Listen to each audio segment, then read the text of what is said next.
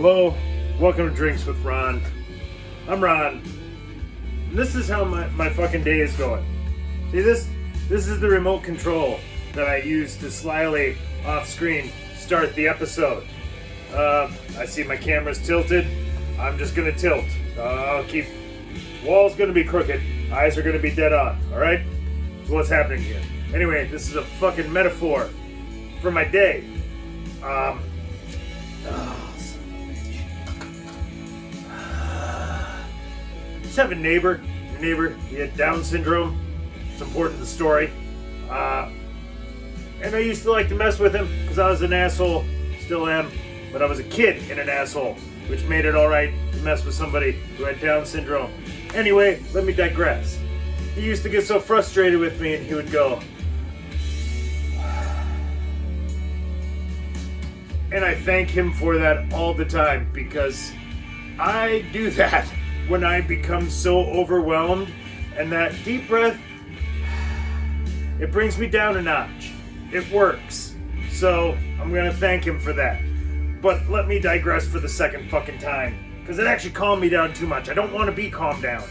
Pissed off, goddammit, and this music's too calm, and it's not working for me. Okay, let me back you up.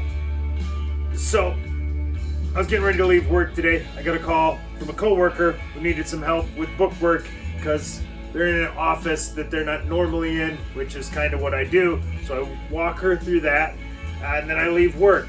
I take all my work clothes off and leave them at work because that's where my work clothes go. They only come home if they're dirty, they need to be washed, and then I take them back to work.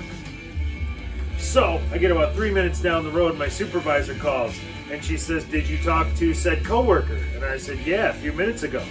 So she said, "Oh, okay, so you're good to come into work."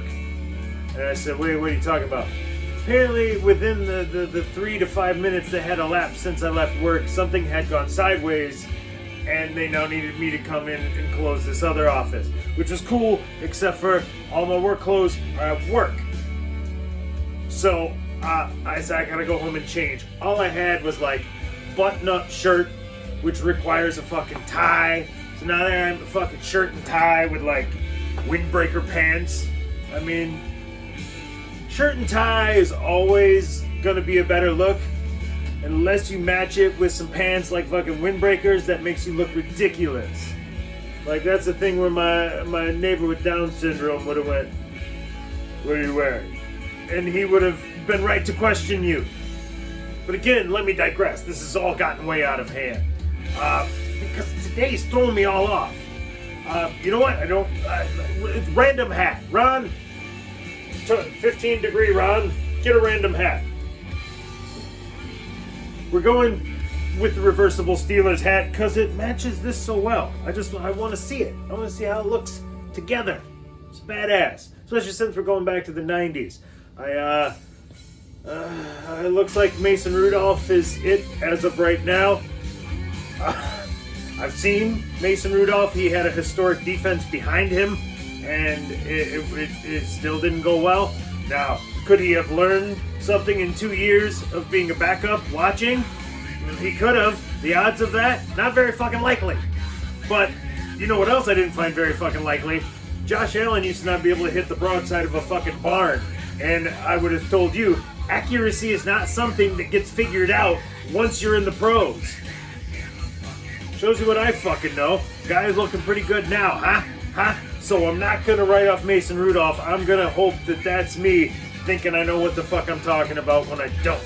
So, again, we're missing another important feature. Ron, get your drink. Is it a beer? It's actually not a beer. Because I have an empty stomach. I didn't eat yet. And when you drink a couple of beers on an empty stomach, it can get out of hand. You need to get food in there ASAP. So, I've got a soda here for my drink. I had a couple spotted cows at the bar because, as I said, I had an unexpected work closing, which was preceded by a goofy-looking clothing setup, which was preceded by I came home from work to change, and when I did, there was my wife's car was parked 3.5 feet off the curb, and running. 3:25 in the afternoon. So I go in the house and I said, "Why's your fucking car sitting in the middle of the street running?" "I don't know. I didn't go to work today." So my kid went and started for my wife and moved her car out to the street for her, which afterwards she didn't go to work, so that car sat in the street and ran for 8 hours. That's what I fucking came home to. And mind you, I haven't been sleeping really well because of the whole Ted Jansen situation the last few days. I basically had to stay up and monitor his breathing for a few days. He was so goddamn high it slowed down that much. Now, what? That sounds like what I need. Maybe that would bring me down a peg. I don't know. But anyway, it's been fucking stressful, is what I'm telling you. Maybe that's more like 10 degrees. Either way, let me digress. This is kind of taking me back to a time when I had a similar anger. Now, when I used to drink back in the day, I started late. You think, Ron, yeah. No. I didn't even start drinking until like right before my junior year. But I wasn't really, I did some of the frat boy shit. There's a party where I tried riding a van up a fucking hay, like a road in a field. He hammered the gas. I decided to tuck and roll. Sure, it looked cool. I don't know. Right now, that'd land me in the fucking hospital. I just sprung back up like, I need a new cup. And, so I did do dumb shit. But for me, drinking wasn't that. That got out of my system really quickly. That was more me showing off for people that were new to the drinking. I was like, I'll show you fuckers how to do this. For me, mainly, getting a beer was... I didn't need the big party. What I generally wanted was like a 12-pack. Hey, you get a couple of buddies, have a nice house where you're not going to get harassed. Mystery Science Theater 3000. You sit down, you have a couple brews, you watch TV. It wasn't about getting stupid shit can hammered. It was, where can I just go enjoy a beer and not get in fucking trouble? So that was more my jam. And this would have been probably the winter of '96. And I had a buddy in town. We will call him Eeyore. That is not his name. But that's what we'll call him. And Eeyore's mom was a single lady. So she liked to get out of town on the weekends. And if you know this town and the size of it, that was a good call on her part. There wasn't nothing happening here. So a lot of times we would have a free house. And if you could score a carry out, I just, what I was content to do, I just sat on his couch. I brought a stack of CDs. And the House of Pain, the new House of Pain at the time. Some George Clinton at Atomic Dog, some good shit like that. I was really going to hip the crowd up. But I was content to sit there. I moved the two speakers. I sat on the couch. I centered myself in the middle of them. Good times. We're going to have a good time. But I couldn't have a good time, see, because my buddy's mom had this cat. I had to ask someone. Apparently the cat's name was Alex. Alex was old enough to get us that carryout. Yes, as we're sitting there at 17, 18, this cat was 21 years old. And he looked every fucking day of 21 years old. Because Alex couldn't bend his knees. So when he walked, it looked like a fucking marionette. Like someone had a puppet, and it was like this non-knee bending cat. So he came into the room looking all haggard, I'm just like trying to ignore it. Like, no, Ron, you're having a good time. This cat's not going to bring you down. So he'd walk into the room and then he wanted to lay down. But like I said, the knees don't bend. Traditionally, a cat would bend his knees. Well, poor Alex here, who's 21, they don't bend. So what he had to do was he would stretch them out and spread all four till he got them really far apart. And then he'd fucking tip over. Like fucking Artie, what's his name, from Rowan and Martin's Laugh-In, circa 1969. He'd just fucking tip over. And I was like, what the fuck was that? So I'm starting to get worked up.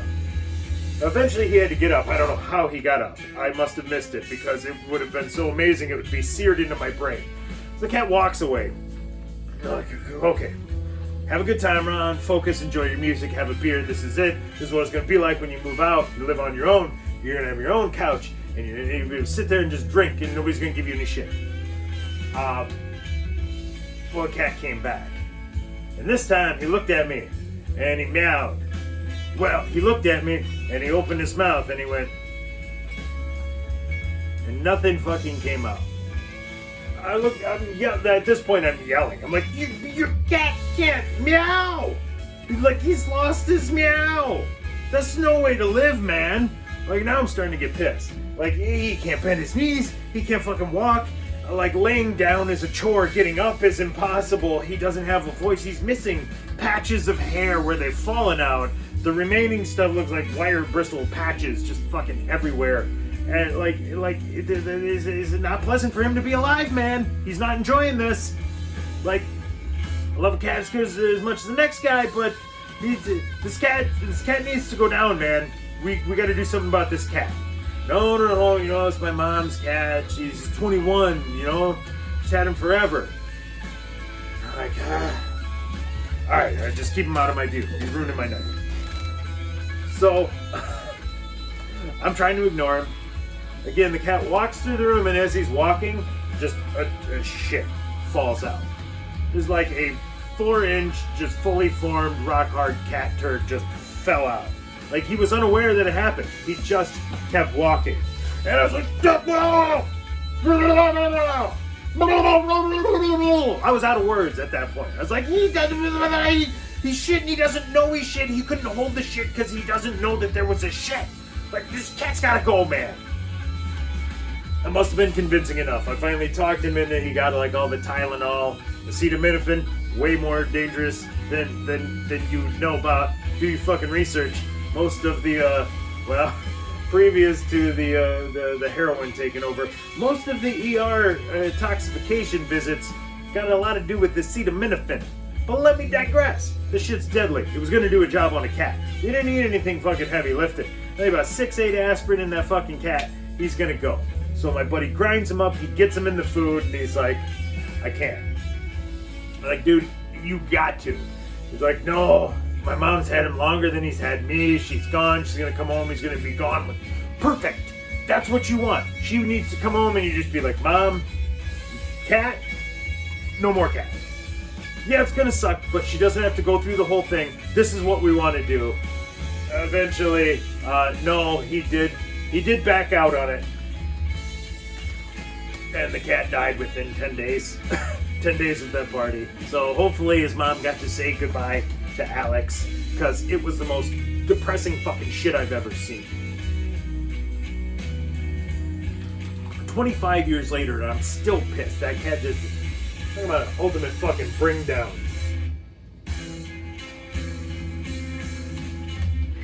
Well, with that being said, I think I didn't finish my drink, so I owe $1. That's bad news. The good news is I somehow did my math wrong. So the double fine from 2 episodes, $1 a piece, doubles to 4. I've been doubling it to 8. So if you go watch the last 5 or 6 episodes, I'm saying I owe $9. Now I owe 5. I put 7 in there, so we'll call this guy 8, and we'll call that one to the bank. So I'm paid up. I'm paid up 1 in advance. They like that shit. So I'm going to go eat some pizza, soak up this liquor, because I get to do it all over again tomorrow. So for Drinks with Ron, I'm Reversible Ron. Signing off.